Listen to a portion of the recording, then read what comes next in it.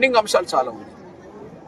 Example Ambedkar కాలంలో అంబేద్కర్ న్యాయశాఖ మంత్రి, కానీ న్యాయశాఖలోని రిజర్వేషన్ లేవు ఎస్సీ. అంబేద్కర్ రాజ్యసభలో ఉన్నాడు, రాజ్యసభలో రిజర్వేషన్ లేవు. లోక్సభలో రిజర్వేషన్ ఉన్నాయి, రాజ్యసభలో లేవు. లోక్సభలో రిజర్వేషన్ ఉంటే మనకు 17 తెలంగాణలో ఉన్న కాడ 5 ఎస్సీలకు ఉన్నాయి.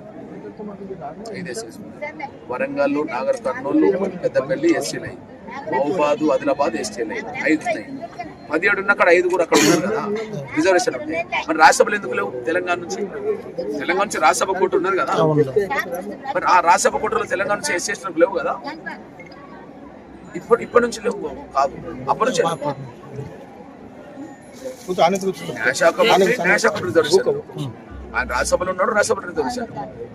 ఆయన చేరకపోవడం కాదు, ఆయన ద్వారా కూడా కానివ్వలేదు. ఆ రోజు ఆయన ద్వారా కూడా ఆయన సాధించిన మహానీయుడే అందరికీ, కానీ ఆయన ద్వారా కూడా ఆయన ఉన్న కానీ కానివ్వలేదని రుజువు అవుతుంది కదా. ఇట్లాంటి అంశాలు నేను జాతీయ స్థాయిలో ఫోకస్ చేస్తాను.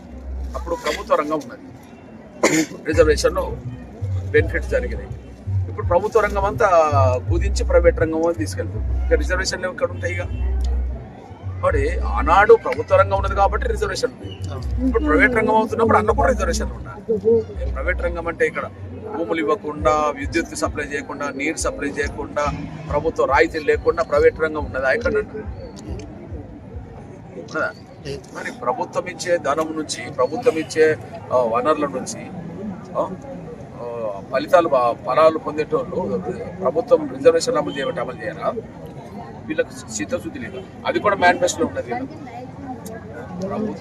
ప్రభుత్వ సహకారంతో ప్రైవేట్ సంస్థలు ఎక్కడైతే ఉన్నాయో వాటిలో రిజర్వేషన్ అమలు చేద్దామని కాంగ్రెస్ మేనిఫెస్టో ఉన్నది.